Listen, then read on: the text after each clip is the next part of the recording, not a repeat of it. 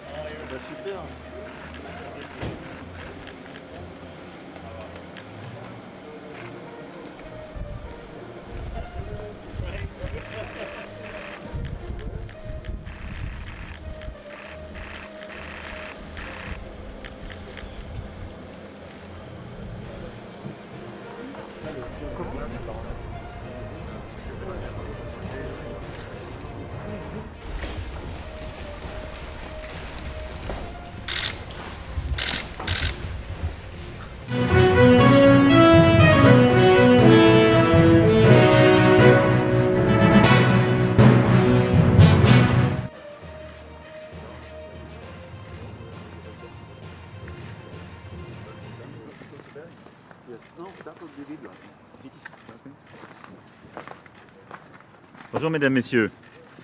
Bien, je voulais remercier monsieur le secrétaire général, cher Jens, d'avoir choisi Paris comme première étape des consultations qu'il effectue en préparation du sommet de l'OTAN qui se tiendra le 14 juin et qui est au cœur d'une séquence internationale qui sera profondément structurante pour nos équilibres stratégiques après le G7 et avant un sommet entre les États-Unis et l'Union européenne. Nous avons discuté comme toujours avec beaucoup de franchise et d'amitié avec monsieur le secrétaire général de nos attentes sur le sommet, sur lequel d'ailleurs nous aurons la semaine prochaine des échanges approfondis avec nos partenaires européens. Nous voulons revitaliser l'Alliance Atlantique et pour cela, il nous faut des clarifications, de la cohésion et de la responsabilité. Premièrement, le sommet doit permettre une clarification politique sur le rôle et les priorités stratégiques que nous donnons à l'organisation de l'Alliance Atlantique Nord. J'en avais moi-même fait le constat il y a quelques années, repenser le rôle, les missions, les règles au sein de l'Alliance. Une réflexion a été conduite, engagée au sommet de Londres en décembre 2019. Un rapport des sages a été remis en novembre dernier. Notre concept stratégique aujourd'hui, en effet, date de 2010. Il a été profondément bousculé par les évolutions profondes, durables du contexte international qui se sont accélérées ces 10 dernières années. Et il doit être adapté d'ici l'an prochain. Je veux vraiment remercier monsieur le secrétaire général et ses équipes pour tout le travail qui a été fait aussi en préparation de cela. Et afin que le secrétaire général dispose d'un mandat clair et précis, un échange direct et approfondi entre alliés est nécessaire au niveau des chefs d'État et de gouvernement. Et c'est aussi pour moi l'un des objets des prochaines semaines. Deuxièmement, le sommet doit permettre de renforcer la cohésion au sein de l'Alliance Atlantique, ce qui implique d'être clair entre nous sur les valeurs, les principes, les règles qui sous-tendent notre alliance. En effet, la solidarité entre alliés n'est pas simplement un mot à géométrie variable, elle implique des devoirs, des responsabilités, les uns envers les autres. Elle implique pour chacun des alliés de s'engager à respecter le droit international et des règles de conduite claires. Et je sais, monsieur le secrétaire général, que ce sont les valeurs que vous défendez. Cela suppose notamment de ne pas poursuivre des intérêts nationaux contradictoires avec les intérêts de sécurité des autres alliés, comme ça a pu être parfois le cas durant ces dernières années en Syrie, en Méditerranée orientale, en Libye, dans le Caucase, ou encore en termes d'interopérabilité sur les systèmes d'armement, ce qui est absolument critique au sein de l'OTAN. Troisièmement, la crédibilité de l'Alliance repose sur la responsabilité des alliés. Nos alliés le savent, la France est un allié crédible. Notre effort de défense a été poursuivi malgré la pandémie. Nous avons atteint les 2% du PIB en 2020. Nous mettons en œuvre notre dissuasion nucléaire qui contribue à la dissuasion de toute l'Alliance. Nous disposons de forces capables, interopérables sur l'ensemble du spectre et dans les nouveaux domaines de conflictualité. Nos armées se battent contre le terrorisme, au Sahel comme au Levant. Et nous participons à la présence avancée de l'OTAN en Estonie. L'heure n'est donc pas à la dispersion des efforts, mais à la responsabilité de chacun et à la coopération de tous. À cet égard, et à quelques mois de notre présidence de l'Union européenne, j'ai dit au secrétaire général toute l'attention que je porterai à la pleine reconnaissance des efforts européens en matière de défense, les initiatives prises par l'Union européenne au cours des dernières années, qu'il s'agisse du Fonds européen de défense, de la coopération structurée permanente, ne suscitent d'ailleurs plus de débats, et je m'en réjouis, parce qu'ils apportent une plus-value, et il nous faut continuer de travailler à cet égard. Je note à ce titre avec satisfaction les déclarations de la nouvelle administration américaine en ce sens. La souveraineté européenne est un projet de responsabilité qui renforce l'Alliance. Et je sais que certains veulent encore voir les choses en termes de compétition ou de jeu à somme nulle. Je crois que ce logiciel est dépassé et les efforts que font les Européens viennent s'ajouter aux efforts de nos alliés américains. Nous avons besoin de rebâtir une stabilité stratégique en Europe face au délitement de l'architecture de sécurité mise en place à la suite de la guerre froide, en particulier en matière de maîtrise des armements. Nous en avons parlé. Et je souhaite vraiment très fortement que l'Alliance soit le lieu de cette coordination et de cette discussion. Je me félicite naturellement que les États-Unis et la Russie aient pu reprendre contact sur ces sujets et prolonger de 5 ans le traité New Start, mais dans un monde qui se réarme à grande vitesse, dans lequel les rapports de force évoluent, nous avons besoin d'un nouveau cadre adapté. Les Européens doivent prendre toute leur part à sa définition, car nous sommes les premiers exposés. Et l'OTAN est une plateforme utile pour échanger sur ces sujets. Nous en discuterons au prochain sommet et nous continuerons de le faire dans la durée. Voilà les quelques sujets que je voulais partager avec vous après la discussion extrêmement dense, amicale, exigeante que nous avons eue avec Monsieur le Secrétaire Général. Et cher Jens, je vous remercie encore d'être à Paris aujourd'hui. C'est toujours un plaisir de vous accueillir et de pouvoir échanger, travailler avec vous. Et je me réjouis de pouvoir vous retrouver au mois de juin prochain. Thank you, Mr. President, Cher Emmanuel. It's always a great pleasure to be here in Paris and to meet with you. Thank you also for your personal leadership and commitment to Europe and North America working together.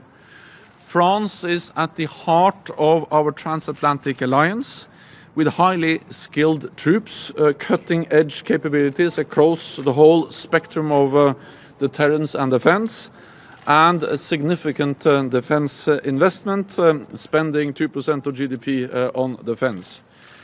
France is also part of NATO's multinational battle group in Estonia, and your jets keep the skies safe as part of our Baltic air policing mission. France is committed in the fight against terrorism with thousands of troops in the Sahel. And I pay tribute to the French forces who are on the front line fighting extremism. France is also a strong supporter of the NATO-EU partnership, which we have been able to lift to unprecedented levels in recent years. Today, in our meeting, we had in-depth discussions on the upcoming NATO Summit next month. This is a unique opportunity to strengthen the alliance between Europe and North America. And we must seize this opportunity to take substantive and forward-looking decisions through the NATO 2030 initiative, which will be at the heart of the summit. We will reinforce our unity and solidarity. This means consulting more in NATO on all issues that affect our security, reaffirming our fundamental values, and strengthening our commitment to collective defense, including with increased investment. We will broaden our approach to security by helping to make our societies, infrastructure and supply chains more resilient, keeping our technological edge and tackling the security implications of climate change. And we will uphold the international rules-based order against the authoritarian pushback from countries like Russia and China.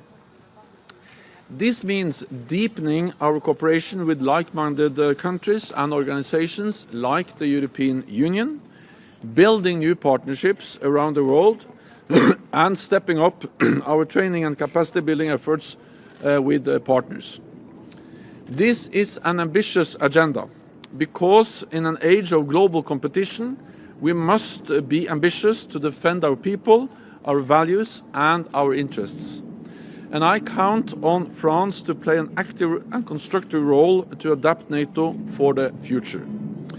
We also discussed the situation in Ukraine. Russia still has troops in and around Ukraine, more troops now than before the recent escalation. So we need a peaceful resolution, and I commend France's active role in the Normandy format. NATO remains vigilant because this is part of the disturbing pattern of Russian aggressive actions. At the same time, we remain committed to our dual-track approach of defense and dialogue with Russia. We also addressed our fight against terrorism. NATO is stepping up training in Iraq. We are looking at ways to provide more support in the Sahel region.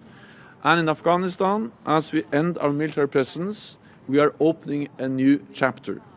NATO's future support will have three main pillars. First, we plan to provide advice and capacity support to Afghan security institutions, as well as continued financial support to the Afghan security forces. Second, we are planning to provide military education and training outside Afghanistan, focusing on special operation forces. And third, we are planning to fund the provision of services, including support for the functioning of Kabul airport. All this will enable NATO allies and the broader international community to continue to help Afghan people and contribute to the peace efforts. So, Mr. President, thank you once again for this substantial discussion. Thank you for being such a strong supporter of transatlantic bond, and I'm looking forward to see you in Brussels next month. Merci, merci Monsieur le Secrétaire Général. Thank you so much. Merci. Merci Mesdames, Messieurs. Retour du masque.